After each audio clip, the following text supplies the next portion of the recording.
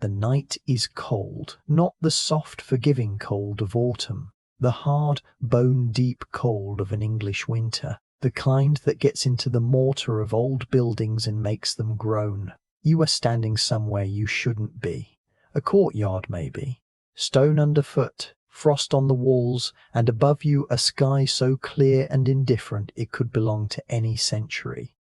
There is a man nearby. You can't quite see his face, but you know something about him without being told, the way you sometimes know things in dreams, with the certainty of the body rather than the mind. He is calm. That's the first thing. There is a siege happening somewhere beyond these walls. There are armies massing. There are messengers riding through the dark, and he is calm. Not the calm of a man who doesn't understand what's coming. The calm of a man who built what's coming. The calm of a man who already knows how the story ends, because he wrote the ending himself. His name is John Churchill. He is the first Duke of Marlborough, widely considered the finest military mind England ever produced. His portrait hangs in great houses across the country, and the palace at Woodstock, Blenheim Palace, named for the greatest victory of his career, still stands today, enormous and golden stoned and slightly unreal,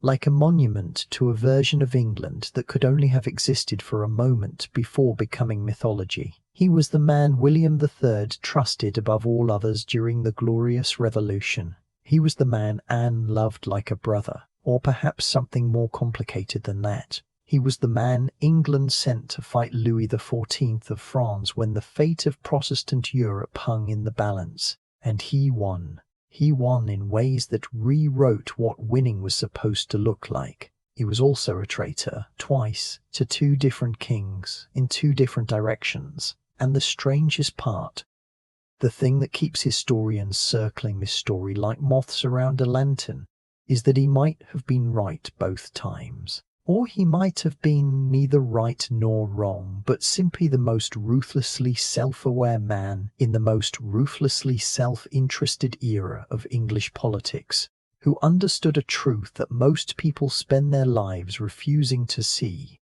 That loyalty, like everything else, has a price, and the only question worth asking is whether you've calculated it correctly. Sit with that for a moment. A man trusted completely by kings. A man who betrayed them completely. A man who may have saved England in the very act of destroying what he'd sworn to protect. Welcome to Echoes of History. If you're here, lying in the dark, letting the weight of the day dissolve, this is exactly what this channel is for. So many of you write in from bedrooms and quiet corners around the world, and those messages genuinely mean something. If you haven't subscribed yet, it takes a second. And what it means is that the next time you need something to carry you to sleep, there'll be another story waiting. That really does help more than you might think. And if you want to leave a comment, your location, the time, what's on your mind tonight, I always read them, every single one. Tonight I'm thinking about loyalty, about how much of it is real and how much is performance. Drop a line, tell me where you are. Here's what most people think when they hear the word traitor in the context of 17th century England. They imagine something dramatic and melodramatic, cloaks, secret letters, a dramatic confrontation in a torchlit hall. They imagine betrayal as a sudden break, a moment of moral rupture, a villain revealing his true nature after a long performance of virtue. That's not what happened with John Churchill, and more importantly, that's not how betrayal worked in the England of the 1680s and 1690s, which is one of the most genuinely strange and morally unmoored periods in English political history. To understand what Churchill did and why he did it, you first have to destroy the story you've been told about the Glorious Revolution, because here's what most people learn if they learn anything about it at all. In 1688, William of Orange sailed from the Netherlands with a Protestant army, landed in England, and King James II, Catholic authoritarian, increasingly unhinged, simply lost his nerve and fled. England became a constitutional monarchy without firing a shot. Parliament won. Protestantism won. Liberty won. happy ending.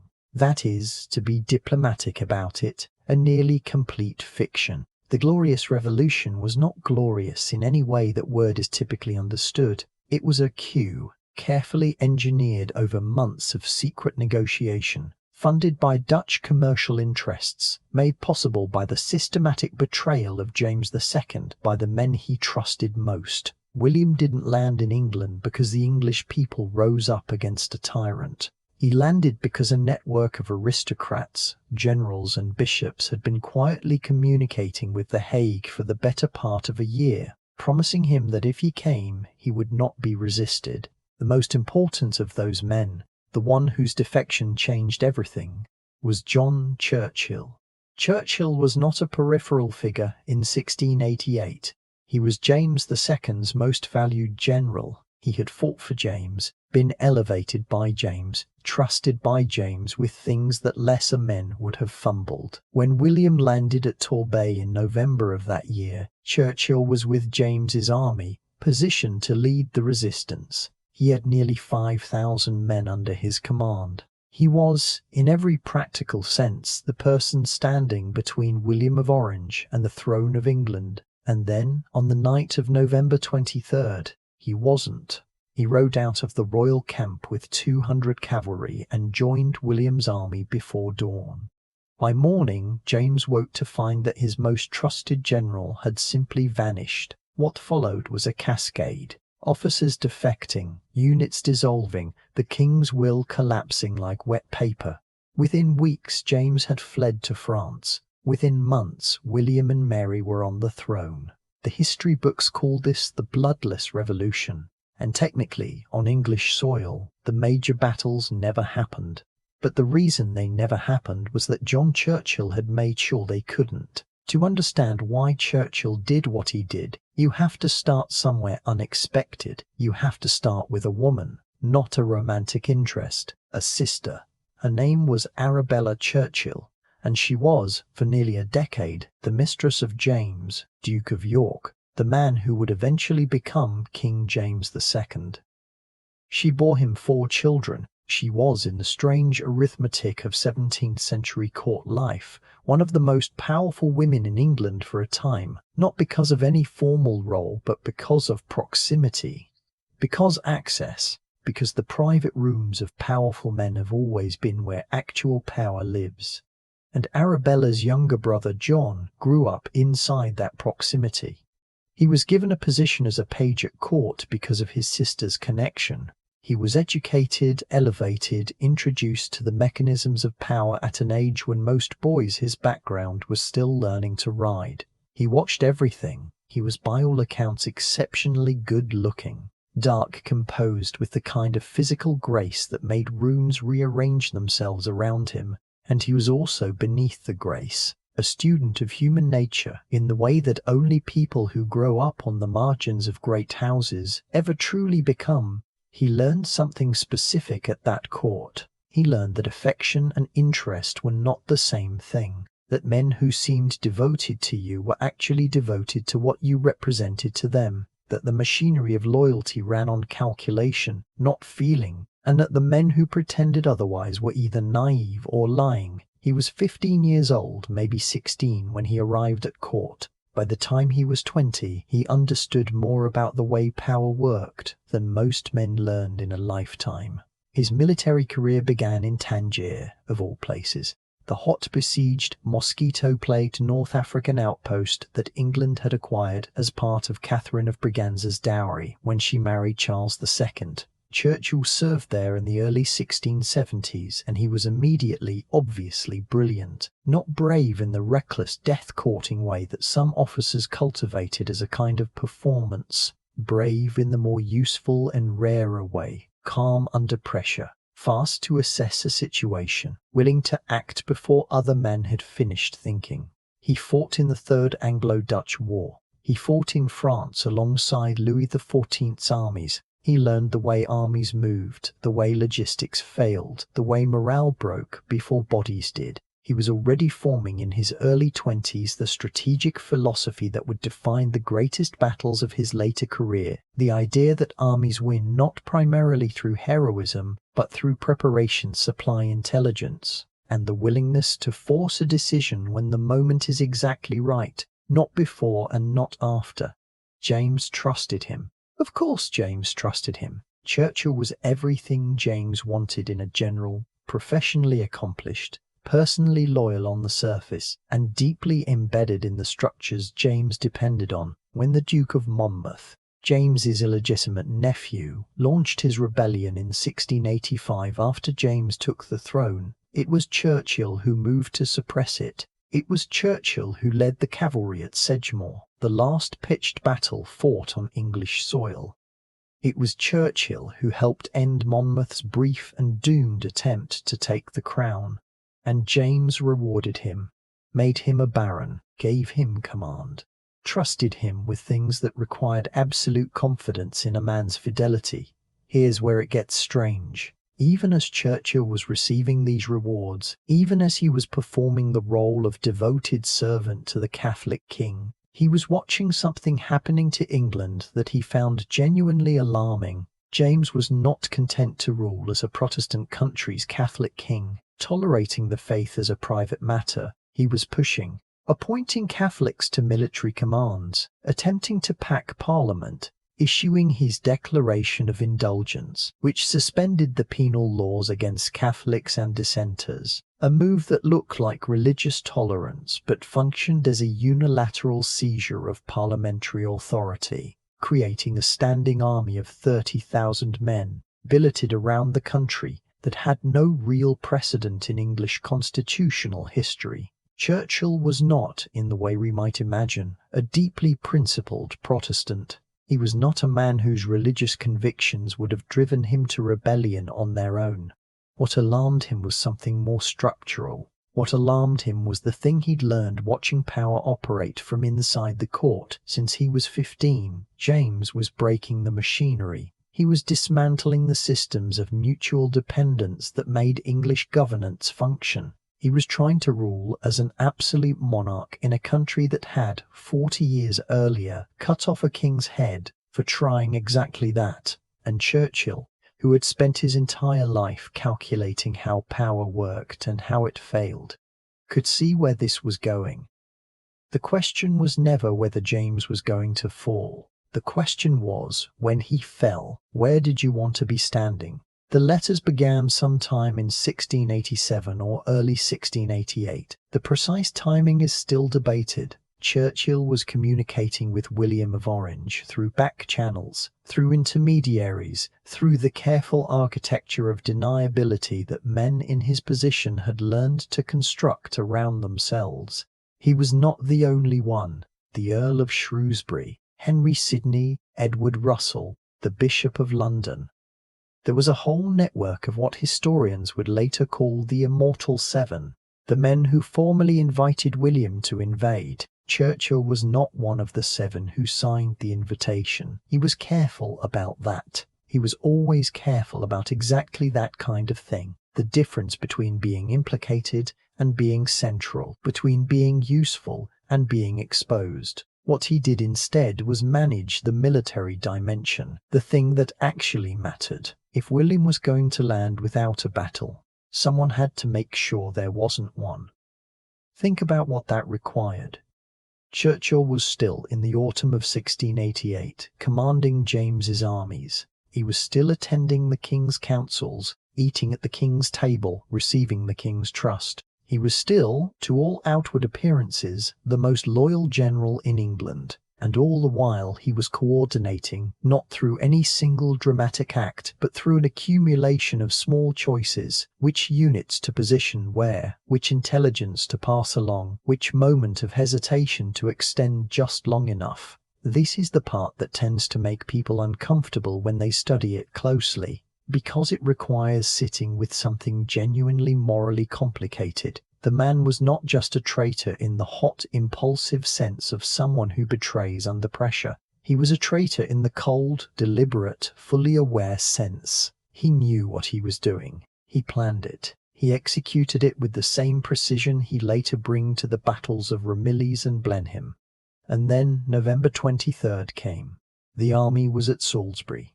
James was there personally. Churchill dined with the king. There are accounts of the dinner, of Churchill's manner, which witnesses described as composed and engaged, nothing to suggest what was coming. And that night he was gone. The note he left behind, addressed to James, is one of the more remarkable documents in English history. Churchill did not pretend. He did not invent some excuse about divided loyalties or family emergency. He said plainly that he could not in conscience serve a cause that threatened the Protestant religion and the constitutional liberties of England.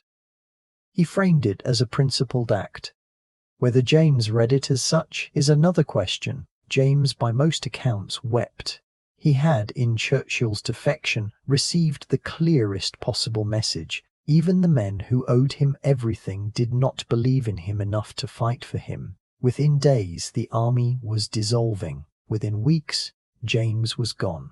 And Churchill was on the winning side. Here's what the evidence actually shows about what happened next. Churchill expected reward. Not just some reward, substantial reward, a central role in the new regime, recognition that the Glorious Revolution was, in material terms, largely his work. What he got instead was cautious appreciation and careful distance. William was a Dutch prince navigating a foreign court, and he had no intention of allowing any single Englishman to accumulate the kind of influence that could challenge his own authority. Churchill was useful. He was not trusted. That distance would matter more than either of them could have imagined.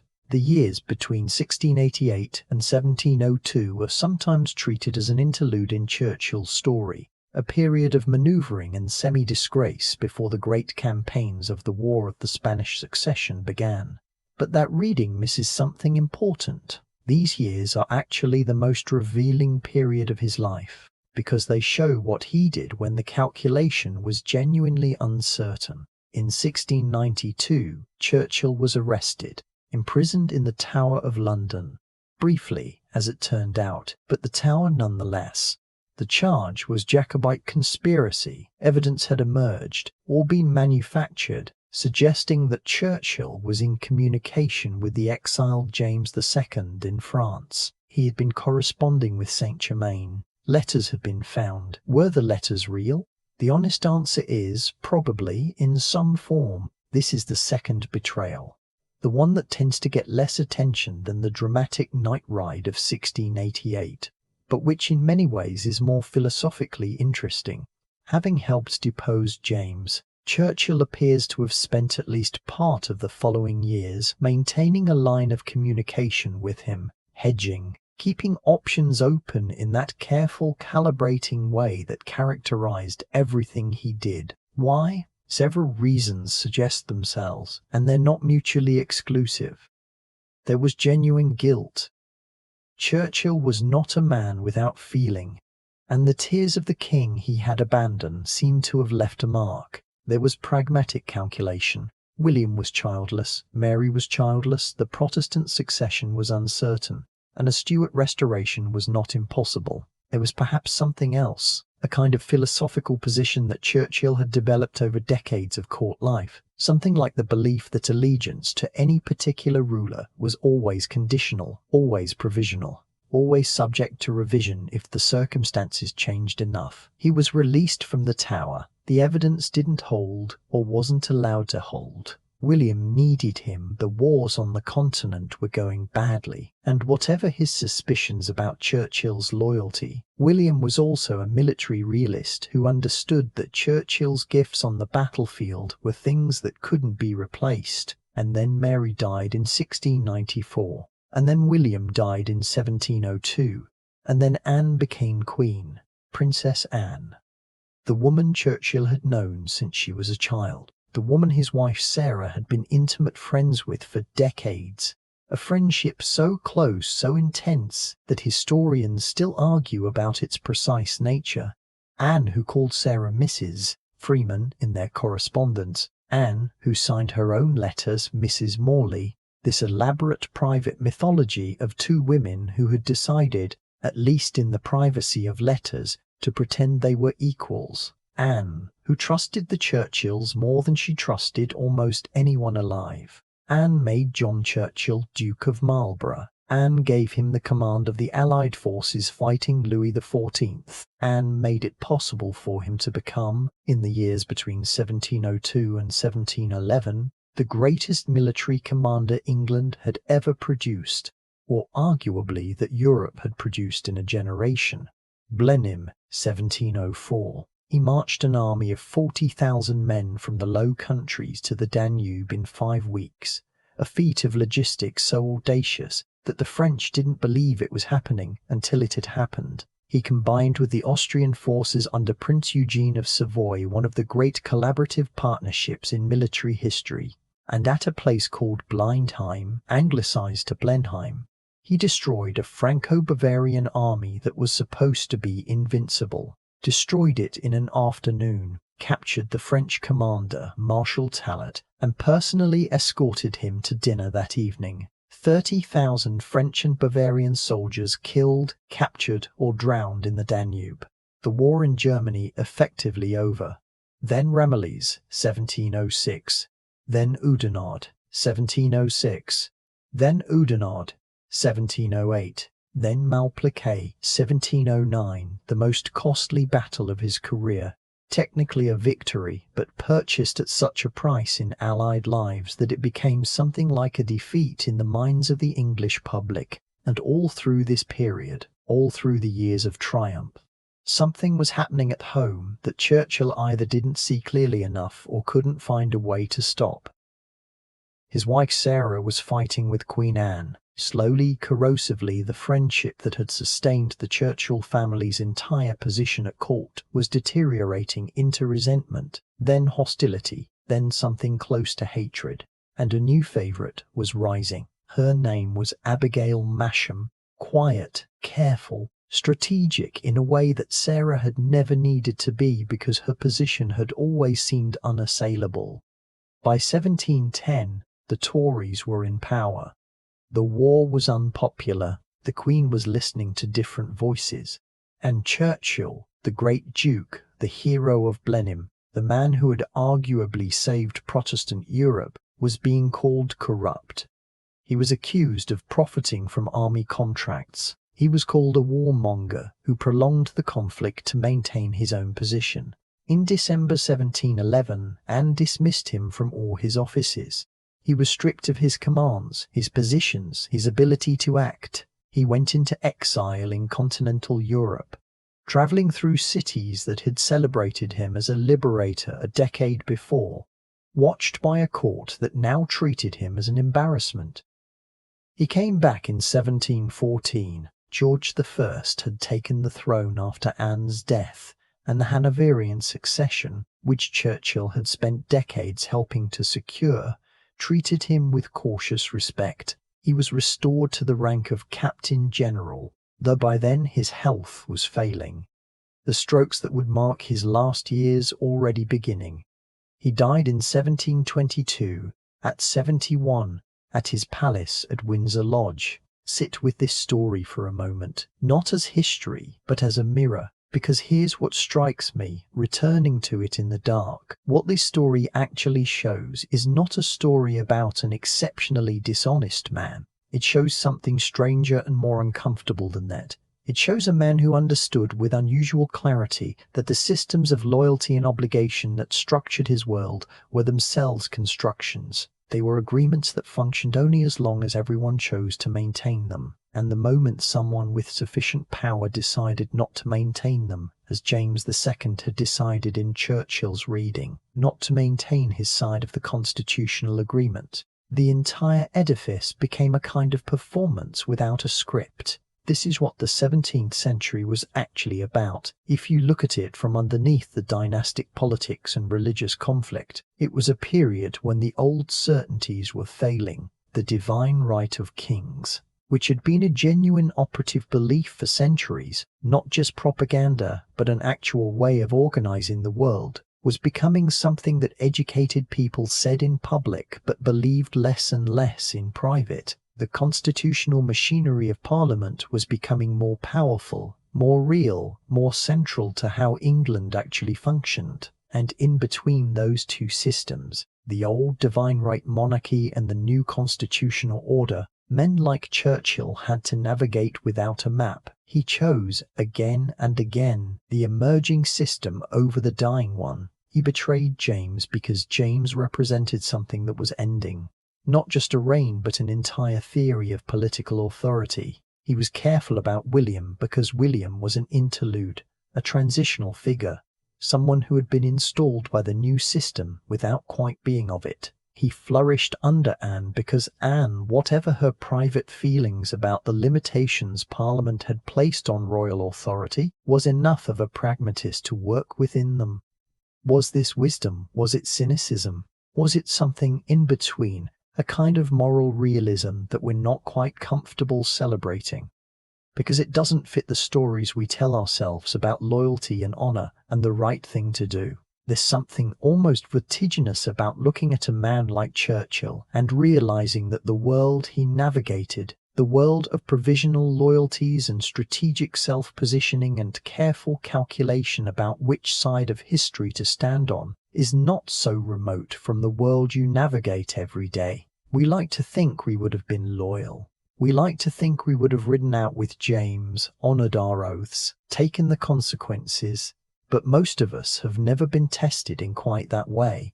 And the question worth sitting with in the dark is, tested in smaller ways, in careers, in friendships, in families, are we as loyal as we imagine, or are we all in some quieter way, Churchill-ish, calculating, hedging, waiting to see which way things break before we fully commit? I don't ask that as a condemnation. I ask it as something genuinely worth wondering about, somewhere between waking and sleep, where honest questions can be held without needing to be answered. Think about the texture of an oath in the 17th century. This isn't abstract. You are in a stone church, cold flagstone under your boots, candles guttering in a draught that never quite goes away, no matter how well the windows are sealed. Someone older than you is administering words, and you're repeating them, and those words are not just social convention. They are understood by everyone present as binding in a way that connects you to something larger than yourself, to God, to the chain of obligation that holds civilization together, to the accumulated weight of every generation that has made these same promises before you. Churchill made those oaths multiple times, to multiple monarchs. He made them, as far as we can tell, without flinching, without the outward signs of a man in moral conflict, without hesitation. He was fully present at each ceremony of loyalty, and then, when the moment came, fully present in the act of abandonment. What does that mean? I think it means that he understood something about the gap between the formal and the actual, between what institutions say they are and what they actually do, that most people spend their whole lives refusing to see, because seeing it is genuinely destabilizing. Because if the oath is not absolute, if the oath is conditional, if the oath has fine print, then a whole architecture of certainty collapses and you're left standing in a landscape without fixed points, having to navigate by your own judgment. That's terrifying. And it's also, in some way, the only honest position. The historian John Chandos wrote that Churchill was a man born without illusions, which is a rare and dangerous thing. I find that framing fascinating.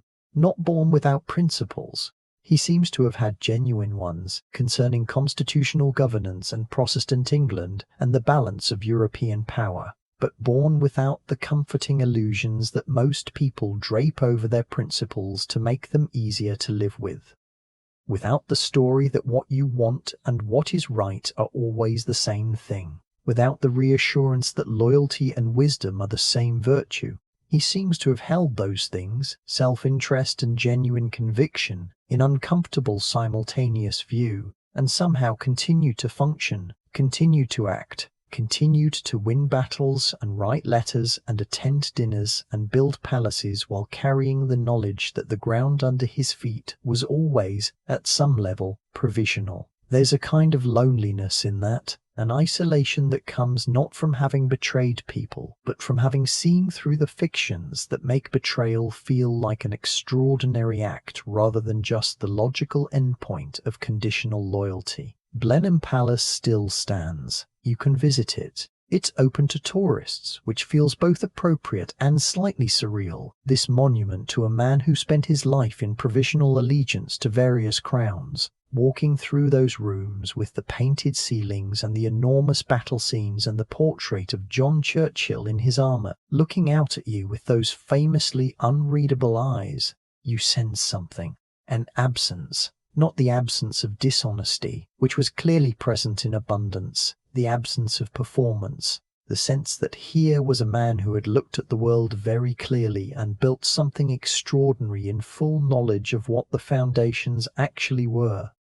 And perhaps that's the most unsettling thing of all, that the greatest palace in England, the most extravagant monument to military glory and aristocratic power, was built by a man who understood, better than almost anyone alive, exactly how little any of it was ultimately worth. Let the breath come slower now. Outside, wherever you are, whatever city, whatever season, the world is doing its ancient thing. Traffic or wind or the particular silence of a house where everyone is finally asleep, the dark has settled in around you like it always does. Like it's settled around every room in every age. John Churchill is gone 300 years. James II is gone. William and Mary are gone. The oaths they took, the letters they wrote in candlelight, the exact sensation of cold English stone under their boots, all of it dissolved into the past, into the vast and quiet where everything eventually goes. And yet, there is something in this story that remains, not as lesson exactly, not as warning, something more like recognition, the sense that the questions Churchill was navigating about where you place your loyalty, about what you owe to systems that are themselves imperfect, about how much of your integrity survives contact with real power, are not historical questions. They are permanent ones. People have been asking them by firelight for as long as there has been firelight. They asked them in longhouses and stone halls and cold royal camps before dawn. They asked them in the dark, the way you're asking them now, even if you didn't know you were asking. Your breath is slower. The room around you is very quiet. Out there somewhere, unimaginably far, but also intimate in the way that stars always are, is the same sky that was above Salisbury Plain in November of 1688, when a man rode out of a camp into the dark and changed the world. The world was always being changed by people riding out into the dark. The world will always be. Let that hold you. Let the dark hold you. Let yourself go. Thank you for spending tonight with Echoes of History. Genuinely, it means something.